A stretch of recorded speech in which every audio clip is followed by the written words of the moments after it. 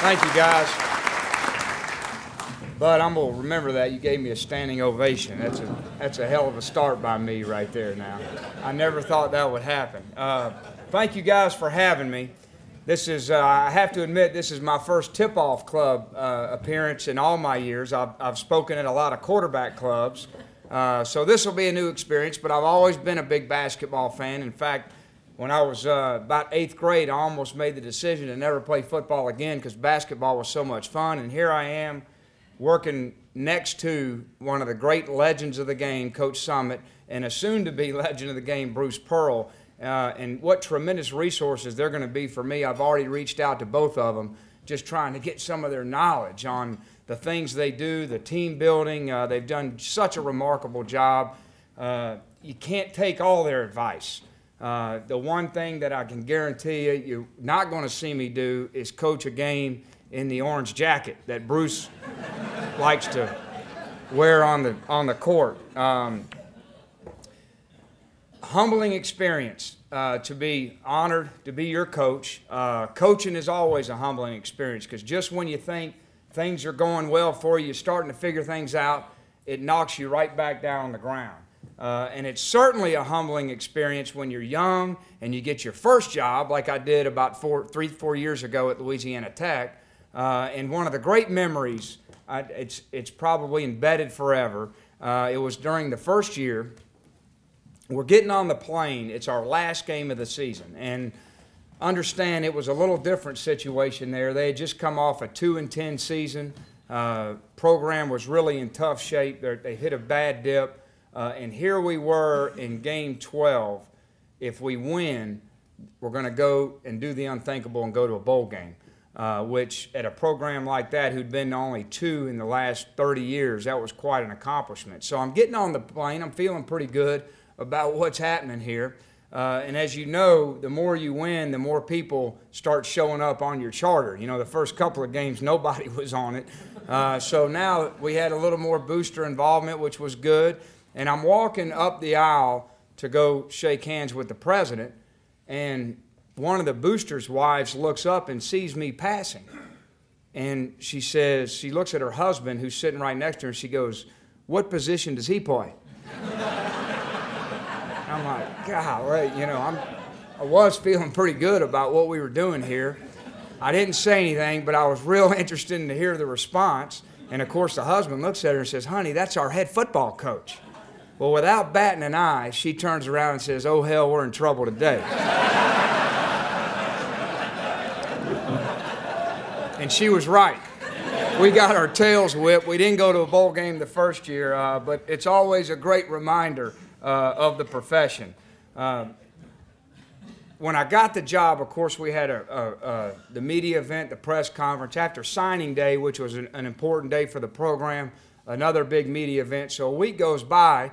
Bud, John, all these guys are saying, "Derek, you know, the media they want to talk to you. They want to, you know," and so there's this perception that I'm hunkered down, avoiding the media. I said, I hadn't done anything.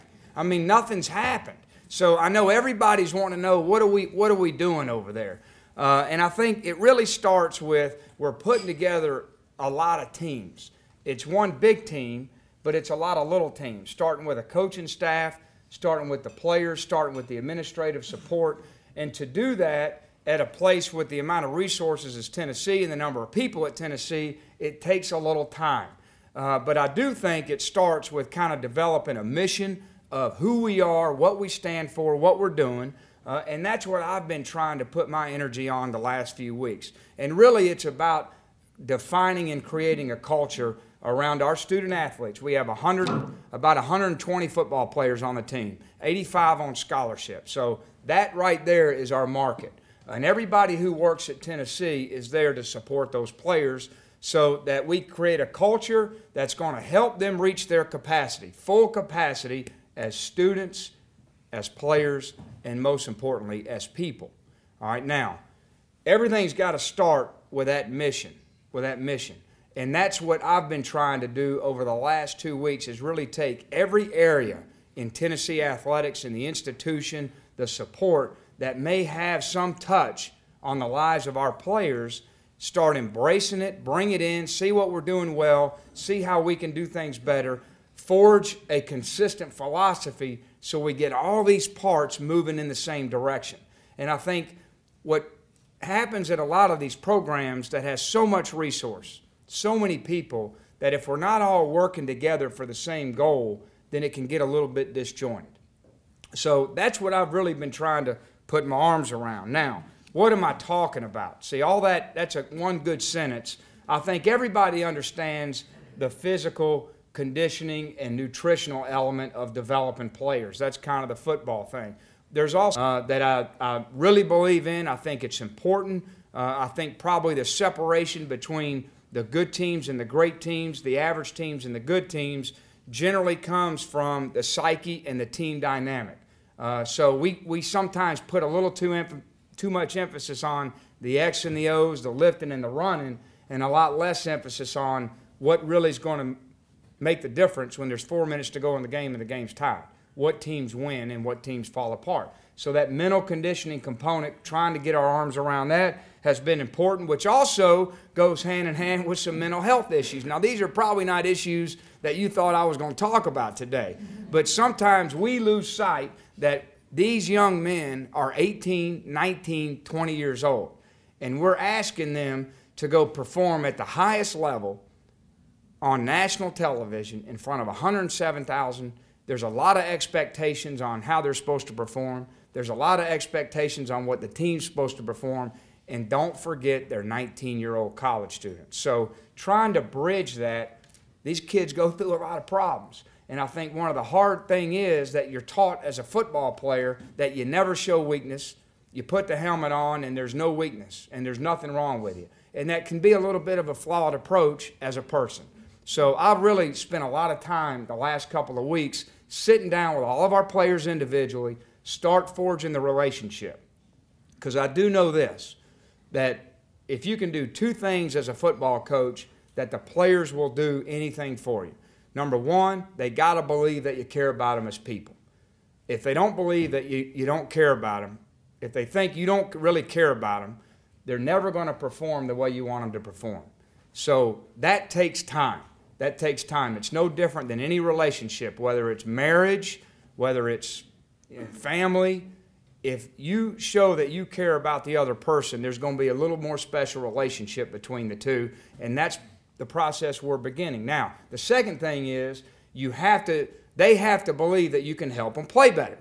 So that's the coaching part, the competency level. But they all go hand in hand. If you're a great football coach, but they think you don't care about them, they're never going to perform to their capacity. If all you do is love them and hug them, but you can't coach, you're not going to win any games either, but you're going to have a lot of happy people. So trying to, except the fans, of course, trying to forge those two, that to me is the trick, and that's what great coaches do. And that's certainly something Coach Summit has done a phenomenal job over the years. I see how her players play for her. It's amazing. That isn't from her just screaming at them. That's what the fans see. All right? They don't see all the work she does behind the scenes. Now, what else goes with that? Character education. Very important to me. All right? So many of these young men come from different backgrounds. They come from different value sets. They come from different socioeconomic places. They all have different views of what's right and what's wrong. And let's face it, when you're 18 to 22, no matter where you came from, you have a big hole in your head. You do. I did. I know I did. I did some of the dumbest things when I was 18 to 20. I can't even believe that I did. All right? I don't want the media to go research it. That's past. All right?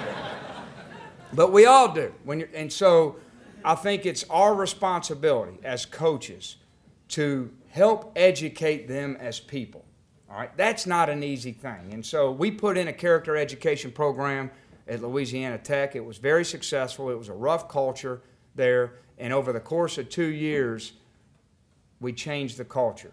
All right? We started defining what's right and what's wrong and helping them make choices.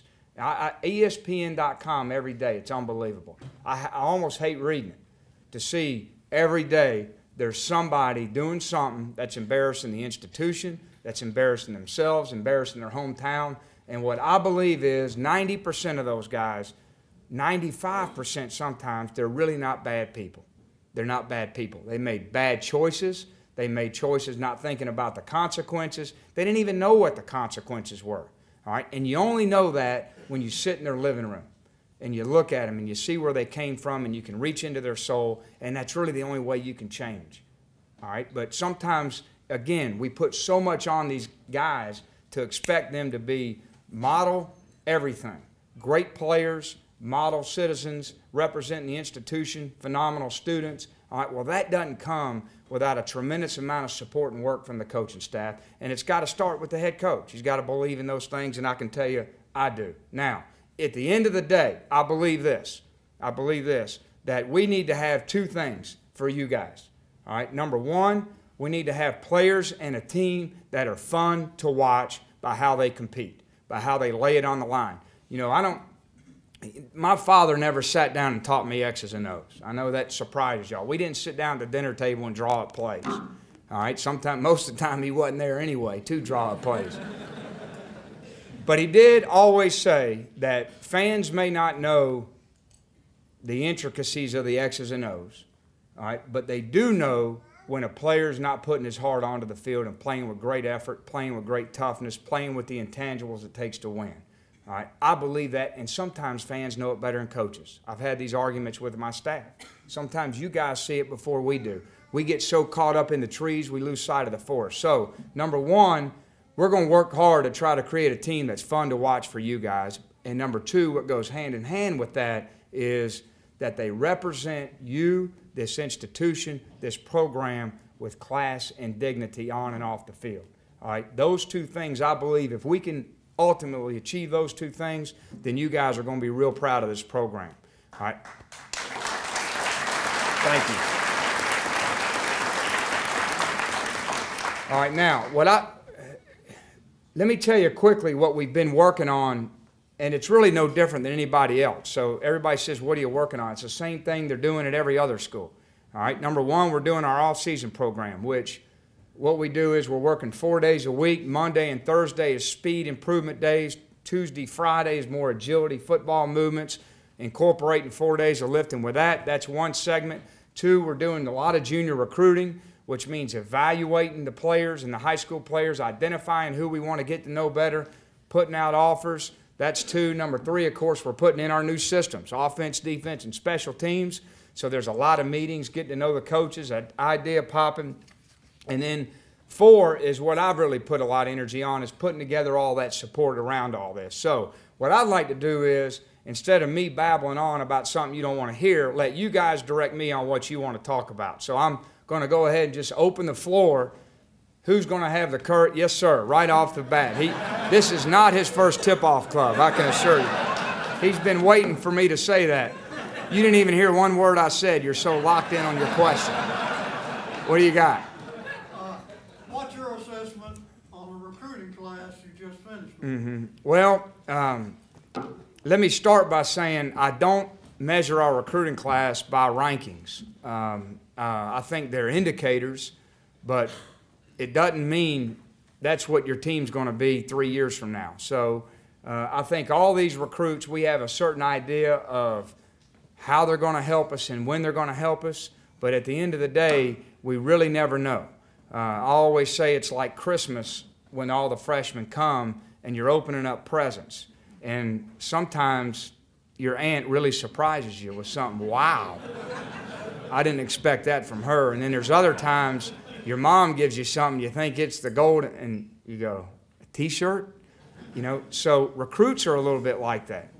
They come in and you think, the guys you think maybe that's the guy, not ready yet. And the other guys so I don't know. Now, what does it come down to? First of all, there's a tremendous adjustment to college. There's an adjustment physically. There's an adjustment of the pace of the game. There's an adjustment emotionally. There's an adjustment academically, socially, on and on and on. Some guys adjust quickly. Some guys, it really takes time. But when they start adjusting in all those areas, the quicker they can help us on the field. I think the most important thing is not who we signed, but what we do with them after signing day. And I made this comment. We had 3 years ago, I think, the #3 class in the country by the rankings. Today on our roster, I'm looking for these guys. We only have 53% of those guys still on our team. So the victory is not on signing day. The victory is 3-4 years from now. What do we do with that class to develop them and turn them into something? Yes, sir. Along that line, the returning players who have gone through one, if not two, changes of coaches Right. and philosophies, how do you go about convincing them that they are going to have a legitimate Excuse me. force and a chance in your program? Right. Great question. I think let's start by saying, even though they have a hole in their head at 18 to 22, young men and especially children, just like I'm looking at my kids, are more resilient than we ever give them credit for. They have an incredible ability to adapt and change, more so than any of us do. But it goes back to the 2 points that I mentioned earlier. The first thing is they got to know we care about them as people, all right? And that's going to take time. It's going to take time. It's going to take relationship building. It's just like trust, all right? I think that they think that right now by how we've treated them and how we've coached them and what I've met with them on, all right? But secondly, they're going to have to believe in our systems, and we're going to have to convince them that our systems will help them win, all right? And that's part of being a good teacher. It's part of being a good teacher. So I told these guys, I'm never going to ask you to trust me. But I do believe that once we implement our structure, that they're going to say, this can help us win, and I believe in these coaches. And I don't think it's something I can impose on them, but it's something that you do over time. Yes, sir. How are you going to get all these coaches from outside the conference acclimated with the Southeastern Conference and recruiting in that conference? Well, we have a few coaches who've coached in the league and recruited in the league. But I think putting in a recruiting process is important, okay? Everything we're going to do in the program is going to be systematic in its approach, from how we evaluate guys, what my expectation is, what our critical factors are in evaluating players, then what's our plan to go get them, all right? And I think I'm going to have my hand in every player we're recruiting pretty heavily on the plan to go get them, and there's going to be a lot of oversight and quality control on how to get them. So I think it starts with a head coach having a philosophy. I think there's always, on every staff, 4 or 5 really voracious, dynamic recruiters, and that the other guys can continue to learn and build from. But I do feel like this is as fine a recruiting staff as I've ever been on, and I've been on some good ones. So I have no worries at all that we can't get out there and compete against the other schools in the SEC. And the fact of the matter is we did for 2 weeks and had a good swing there right down the stretch. Yes, sir. I think the fans like to get to know you, and we've got to see you some. But they also want to know something about the assistant coaches, and I'm just wondering, how are you going to introduce them to the fans, and how are you going to let us hear from them and that sort of thing? Well, I know the quarterback club has a tradition here in its short time of having the coaches come speak to you. I'm going to, I haven't put out our media policies yet. It's not going to be, open season and open access, but at the same time, there'll be plenty of opportunity for media to do features, to do stories on our coaches, and so they're going to be available for that. And certainly whenever we have functions like these where our coaches are available, I think it's important that you do meet our coaches.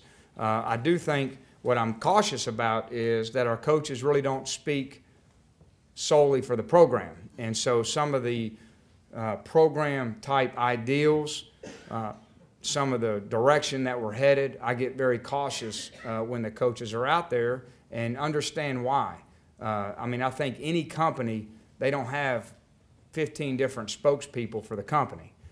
So I have a 30,000-foot view of our program, and I feel like that I can best answer these questions for our program. But at the same time, I don't want to restrict our coaches from getting to know you and you getting to know them as people.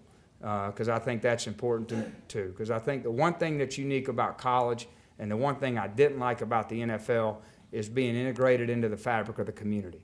And I believe that. I mean, I'm looking forward to meeting all the people in Knoxville and the people, the Tennessee fans.